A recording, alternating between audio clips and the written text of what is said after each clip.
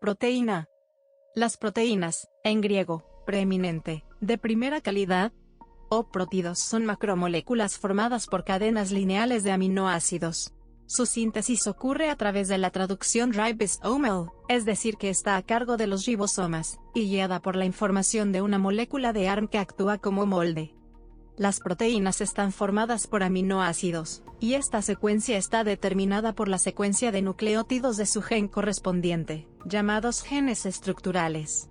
La información genética determina qué proteínas tiene una célula, un tejido y un organismo. Muchas proteínas están formadas por una sola cadena polipeptídica, por lo que se les llama proteínas monoméricas. Por otro lado, las proteínas oligoméricas presentan más de una cadena, que puede ser una copia adicional de la misma o una cadena diferente, y a cada cadena polipeptídica se le llama subunidad. Las proteínas oligoméricas presentan estructura cuaternaria.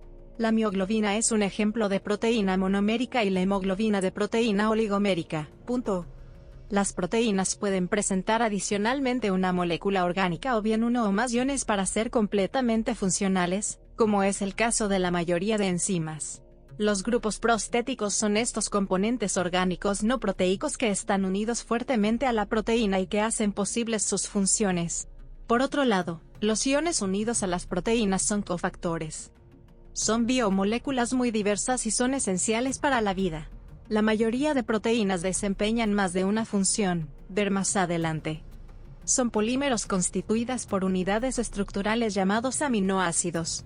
Las proteínas son necesarias para la vida, sobre todo por su función plástica. Constituyen el 80% del protoplasma deshidratado de toda célula, pero también por sus funciones bioreguladoras, forman parte de las enzimas, y de defensa. Los anticuerpos son proteínas. Por este motivo el crecimiento, la reparación y el mantenimiento del organismo dependen de ellas. Representan alrededor del 50% del peso seco de los tejidos. Se clasifican de acuerdo a diversos criterios de forma general: localización, función, composición o elementos estructurales.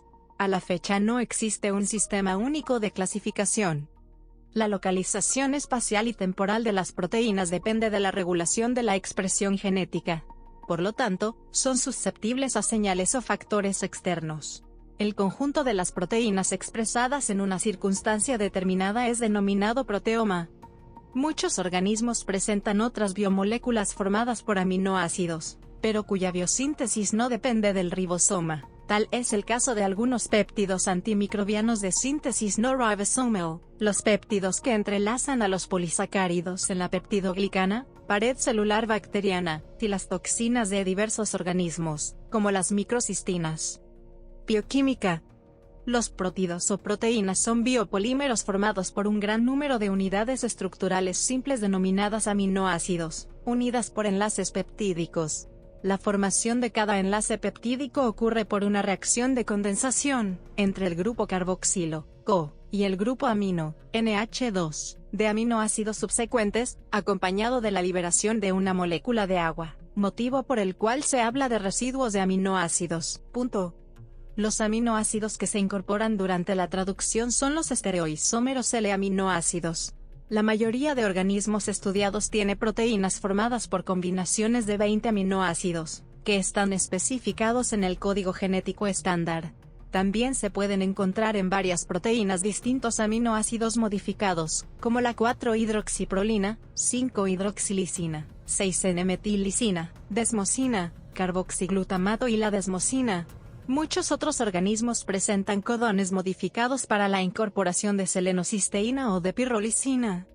Debido a su gran tamaño, cuando estas moléculas se dispersan en un disolvente adecuado, forman siempre dispersiones coloidales, con características que las diferencian de las disoluciones de moléculas más pequeñas. Muchas proteínas presentan carga neta en ciertos rangos de pH del medio. Por ello pueden considerarse ionómeros. Por hidrólisis, las moléculas de proteínas se dividen en numerosos compuestos relativamente simples, de masa molecular pequeña, que son las unidades fundamentales constituyentes de la macromolécula. Estas unidades son los aminoácidos, de los cuales existen 20 especies diferentes, y que se unen entre sí mediante enlaces peptídicos. Desde decenas a miles de aminoácidos pueden participar en la formación de la gran molécula polimérica de una proteína. Todas las proteínas tienen carbono, hidrógeno, oxígeno y nitrógeno, y casi todas poseen también azufre. Si bien hay ligeras variaciones en diferentes proteínas, el contenido de nitrógeno representa, por término medio, 16% de la masa total de la molécula, es decir, cada 6,25 gramos de proteína contienen un gramo de N. El factor 6,25 se utiliza para estimar la cantidad de proteína existente en una muestra a partir de la medición de N de la misma. La síntesis proteica es un proceso complejo cumplido por las células según las directrices de la información suministrada por los genes. La secuencia de aminoácidos en una proteína está codificada en su gen, una porción de ADN, mediante el código genético. Los residuos en una proteína sufren a veces modificaciones químicas por modificación posttraduccional. Dichas modificaciones ocurren antes de que la proteína sea funcional en la célula o como parte de mecanismos de control. Las proteínas también pueden trabajar juntas para cumplir una función particular, a menudo asociándose para formar complejos proteicos estables. Las proteínas se ensamblan de diversas formas, lo que les permite participar como los principales componentes estructurales de las células y los tejidos. Por sus propiedades físico-químicas, las proteínas se pueden clasificar en proteínas simples, holoproteídos, formadas solo por aminoácidos o sus derivados, o proteínas conjugadas, heteroproteídos, formadas por aminoácidos acompañados de sustancias diversas, y proteínas derivadas, sustancias formadas por desnaturalización y desdoblamiento de las anteriores. Síntesis. Biosíntesis. Las proteínas se ensamblan a partir de sus aminoácidos utilizando la información codificada en los genes. Cada proteína tiene su propia secuencia de aminoácidos que está especificada por la secuencia de nucleótidos del gen que la codifica. El código genético está formado por un conjunto de trinucleótidos denominados codones. Cada codón, combinación de 3 nucleótidos, designa un aminoácido. Por ejemplo, AU, adenina uracilo-guanina, es el código para la metionina. Como el ADN contiene 4 nucleótidos distintos, el número total de codones posibles es 64, por lo tanto, existe cierta redundancia en el código genético, estando algunos aminoácidos codificados por más de un codón. Los genes codificados en el ADN se transcriben primero en ARN premensajero mediante proteínas como la ARN polimerasa. La mayor parte de los organismos procesan entonces este preARN, también conocido como transcrito primario, utilizando varias formas de modificación post-transcripcional para formar ARN maduros, que se utilizan como molde para la síntesis de proteínas en el ribosoma. En los procariotas el ARN puede utilizarse tan pronto como se produce, o puede unirse al ribosoma después de haberse alejado del nucleoide. Por el contrario, los eucariotas sintetizan el ARN en el núcleo celular, y lo translocan a través de la envoltura nuclear hasta el citoplasma donde se realiza la síntesis proteica. La tasa de síntesis proteica es mayor en procariotas que en eucariotas, y puede alcanzar los 20 aminoácidos por segundo. El proceso de sintetizar una proteína a partir de un molde de ARN se denomina traducción. El ARN se carga en el ribosoma y se lee 3 nucleótidos cada vez, emparejando cada codón con su anticodón complementario localizado en una molécula de ARN de transferencia que lleva el aminoácido correspondiente al codón que reconoce. La enzima aminoacil-ARNT sintetasa carga las moléculas de ARN de transferencia, ARNT, con los aminoácidos correctos. El polipéptido creciente se denomina cadena naciente. Las proteínas se biosintetizan siempre del extremo N-terminal al extremo C-terminal. De esta forma, se consigue la estructura primaria de la proteína, es decir, su secuencia de aminoácidos. Ahora esta debe plegarse de la forma adecuada para llegar a su estructura nativa, la que desempeña la función. Anfinsen en sus trabajos con la ribonucleasa A, postuló su hipótesis que dice que toda la información necesaria para el plegamiento se encuentra contenida enteramente en la estructura primaria. Esto dio pie a que en 1969 Leventhal sugiriese la existencia de una paradoja a la que se conoce como la paradoja de Leventhal. Si una proteína se pliega explorando al azar todas las conformaciones posibles necesitaría un tiempo mayor que la edad del propio universo. Dado que las proteínas se pliegan en un tiempo razonable y de forma espontánea, se ha resuelto esta paradoja indicando que las proteínas no prueban todas las conformaciones posibles, sino que eligen una vía de plegamiento específica con un número de pasos finitos, es decir, se reduce el hiperespacio potencial de plegamiento. También cabe mencionar la existencia de chaperonas moleculares, proteínas que ayudan a otras a plegarse con gasto energético, ATP.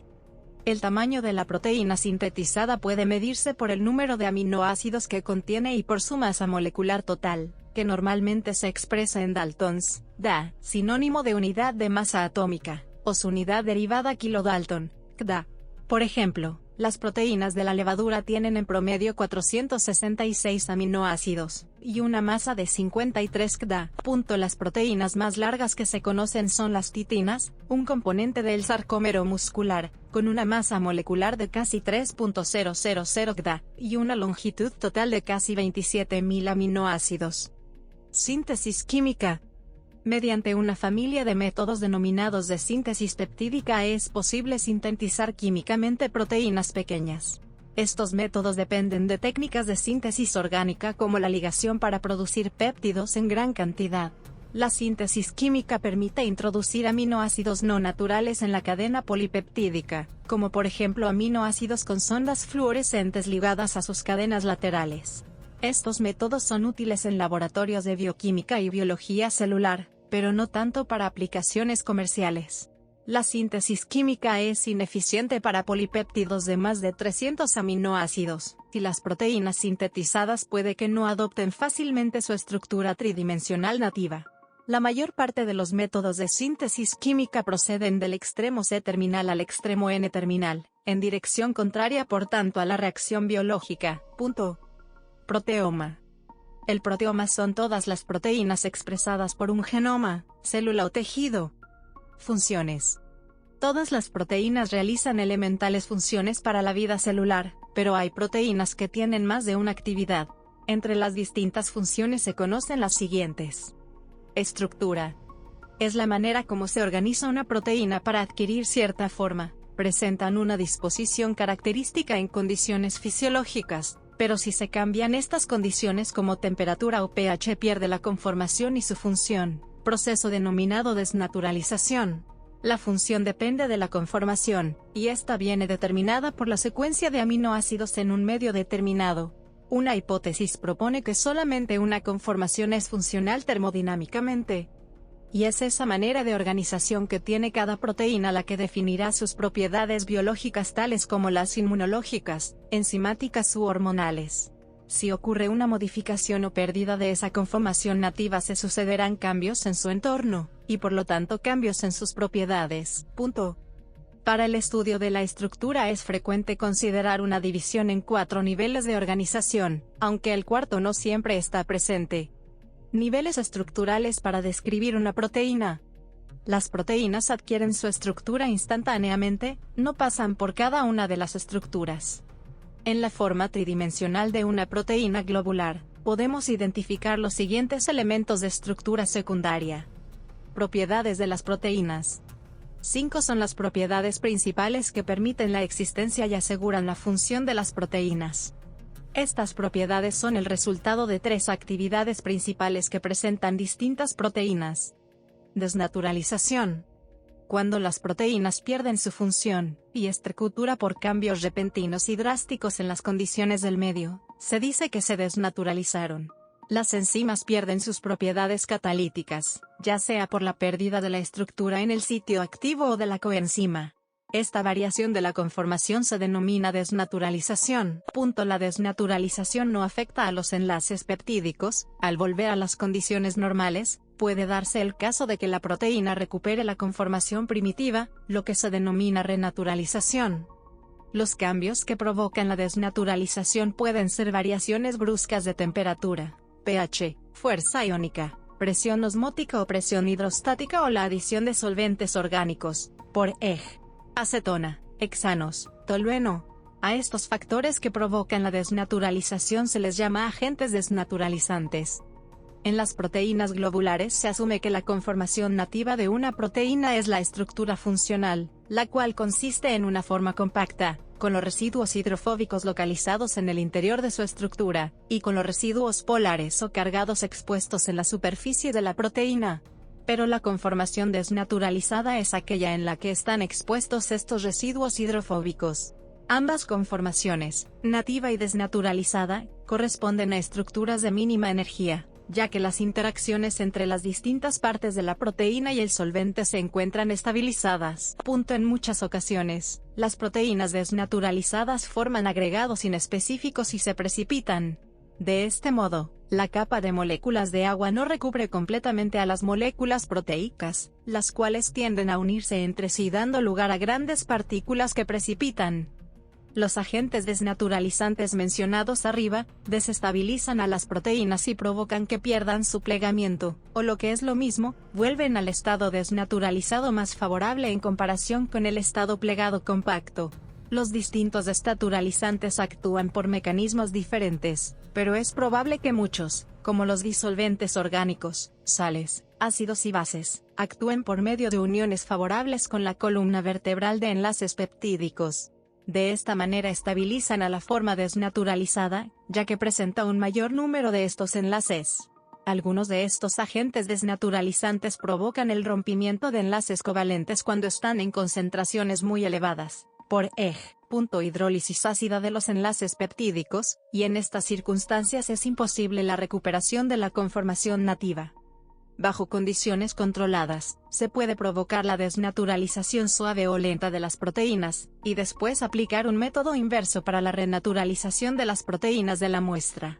Esto solamente es posible con algunas proteínas, como la ribonucleasa, RNasa A. Ver experimento de Amfinsen.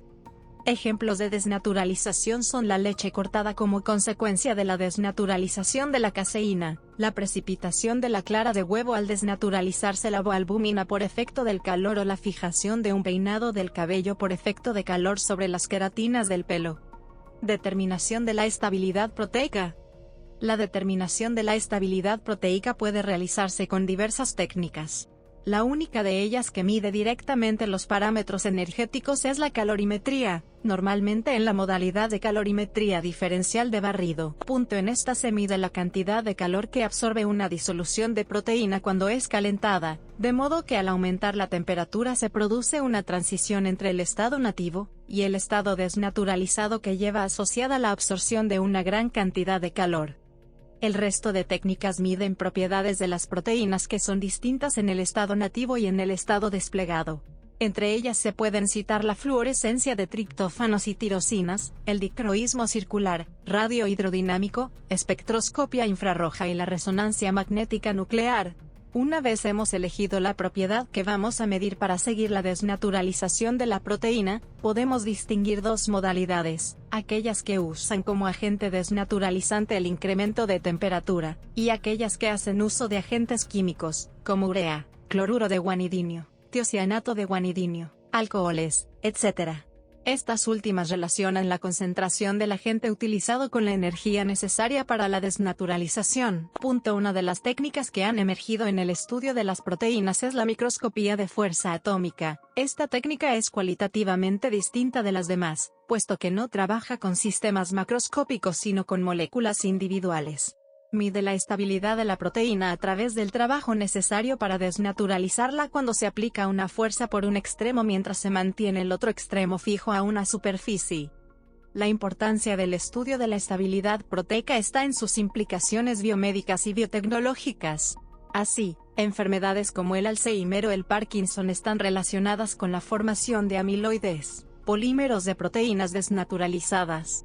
El tratamiento eficaz de estas enfermedades podría encontrarse en el desarrollo de fármacos que desestabilizaran las formas amiloidogénicas o bien que estabilizaran las formas nativas.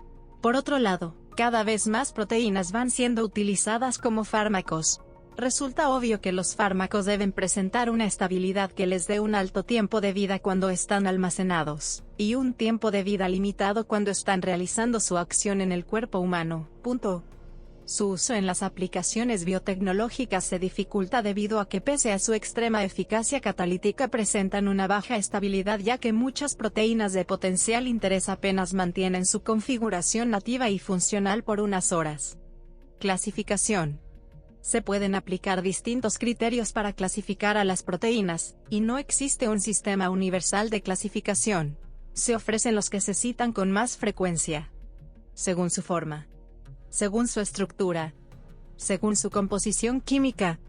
Las proteínas según su composición química pueden ser clasificadas en nutrición. Fuentes de proteínas. Las fuentes dietéticas de proteínas incluyen carne, huevos, legumbres, frutos secos, cereales, verduras y productos lácteos tales como queso o yogur. Tanto las fuentes proteínas animales como los vegetales poseen los 20 aminoácidos necesarios para la alimentación humana. Calidad proteica. Las diferentes proteínas tienen diferentes niveles de familia biológica para el cuerpo humano. Muchos índices han sido definidos para medir la tasa de utilización y retención de proteínas en humanos.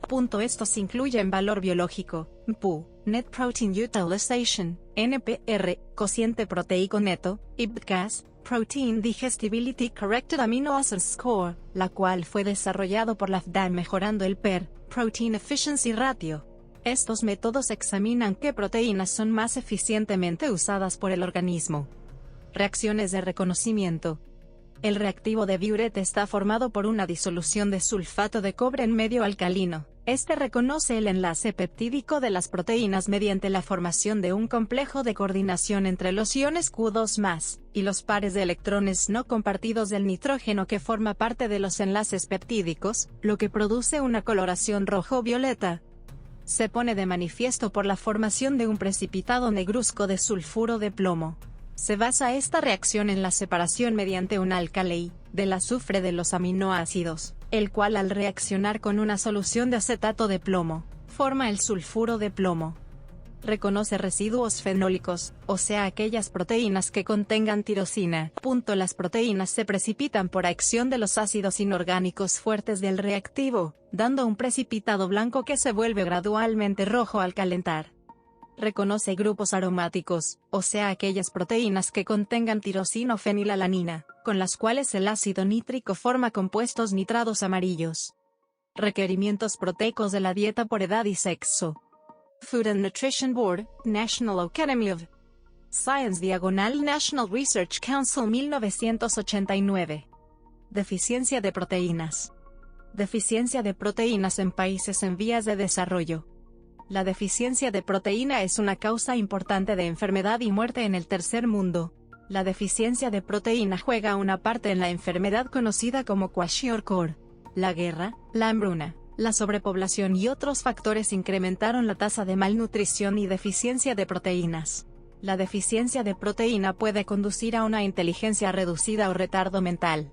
La malnutrición proteico-calórica afecta a 500 millones de personas y más de 10 millones anualmente.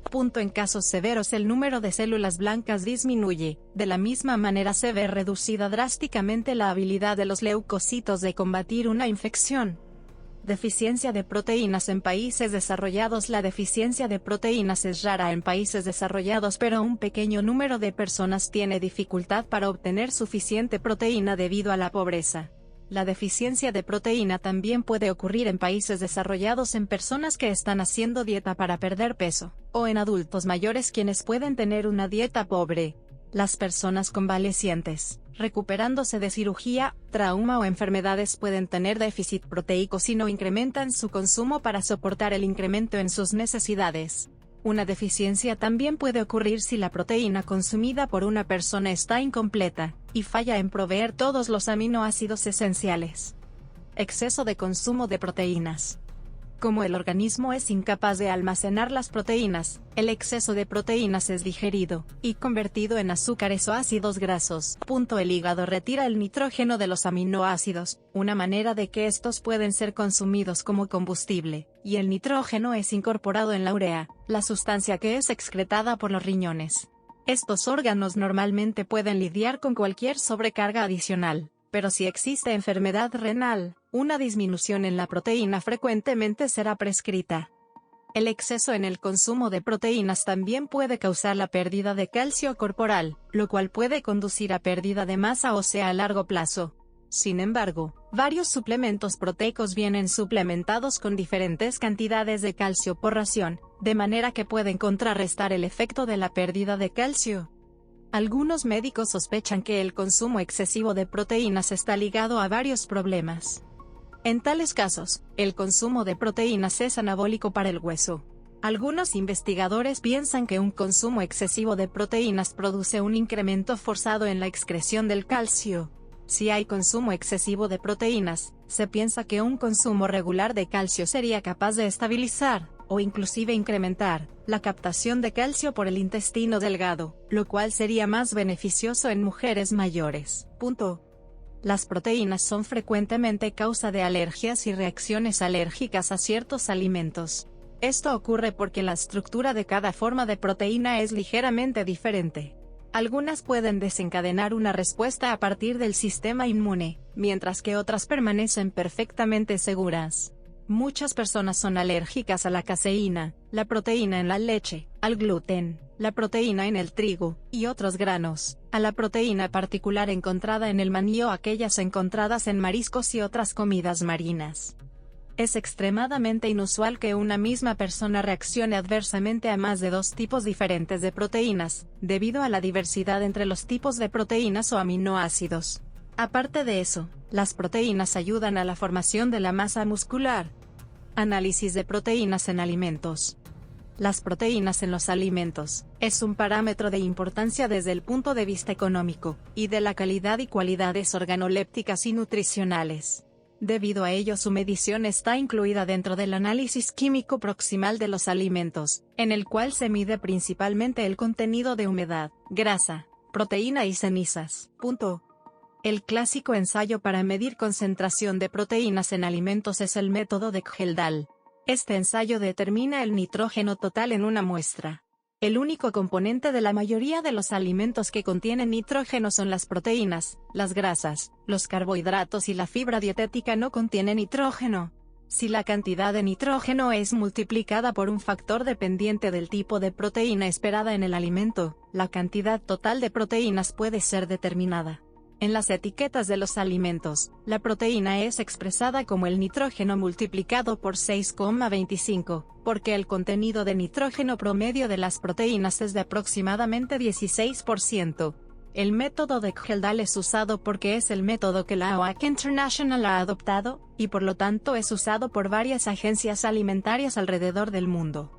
Existen otros ensayos realizados para cuantificar del contenido de proteínas y se basan en distintos principios. Digestión de proteínas. La digestión de las proteínas se inicia típicamente en el estómago, cuando el pepsinógeno es convertido a pepsina por la acción del ácido clorhídrico, y continúa por la acción de la tripsina y la quimotripsina en el intestino. Las proteínas de la dieta son degradadas a péptidos cada vez más pequeños, y estos hasta aminoácidos y sus derivados, que son absorbidos por el epitelio gastrointestinal. La tasa de absorción de los aminoácidos individuales es altamente dependiente de la fuente de proteínas. Por ejemplo, la digestibilidad de muchos aminoácidos en humanos difiere entre la proteína de la soja y la proteína de la leche y entre proteínas de la leche individuales, como beta-lactoglobulina y caseína. Para las proteínas de la leche, aproximadamente el 50% de la proteína ingerida se absorbe en el duodeno o el yeyuno, y el 90% se ha absorbido ya cuando los alimentos ingeridos alcanzan el ileón. Además de su rol en la síntesis de proteínas, los aminoácidos también son una importante fuente nutricional de nitrógeno. Las proteínas, al igual que los carbohidratos, contienen 4 kilocalorías por gramo, mientras que los lípidos contienen 9 cal, y los alcoholes, 7 cal. Los aminoácidos pueden ser convertidos en glucosa a través de un proceso llamado gluconeogénesis. Métodos de estudio.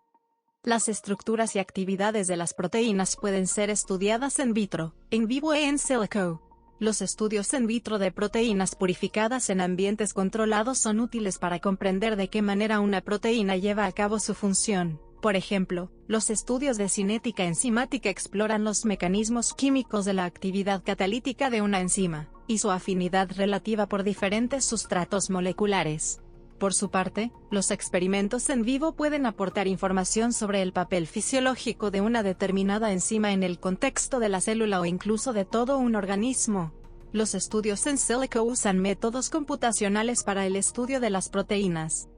Purificación de proteínas. Para realizar el análisis in vitro de una proteína, esta debe ser separada de otros componentes celulares. Este proceso generalmente empieza con la lisis de la célula, en la cual se destruye la membrana celular, y su contenido se libera formando una solución llamada lisado crudo. La mezcla resultante puede ser purificada utilizando centrifugación diferencial, que separa los distintos componentes celulares en fracciones que contienen proteínas solubles, lípidos y proteínas de membrana, orgánulos celulares y ácidos nucleicos. La precipitación por un método que se basa en la utilización de elevadas concentraciones salinas puede concentrar las proteínas del lisado. Diversos tipos de cromatografía se usan para aislar la proteína o proteínas de interés basándose en propiedades como la masa molecular, carga neta o afinidad de unión. El nivel de purificación puede ser monitorizado empleando varios tipos de electroforesis en gel si se conocen la masa molecular y el punto isoeléctrico de la proteína estudiada, por espectroscopía si la proteína tiene características espectroscópicas distinguibles, o bien por ensayos de enzimas si la proteína tiene una actividad enzimática. Además, las proteínas pueden ser aisladas según su carga por medio de la técnica de isoelectroenfoque. Para las proteínas naturales, pueden ser necesarios varios pasos de purificación para obtener proteína suficientemente pura para su uso en laboratorios. Para simplificar este proceso se utiliza a menudo la ingeniería genética para añadir características químicas a la proteína que faciliten su purificación, sin alterar su estructura o función. Como ejemplo, se le puede unir al final de la proteína una etiqueta consistente en una secuencia de aminoácidos específica, a menudo una serie de residuos de histidina. Como resultado, cuando el lisado se hace pasar por una columna de cromatografía que contenga níquel, los residuos de histidina se unen al níquel y anclan la proteína a la columna, mientras que los componentes no etiquetados del lisado pasan sin impedimento. Localización celular. El estudio de las proteínas en vivo trata de conocer cuál es la localización y el lugar de síntesis de la proteína en la célula.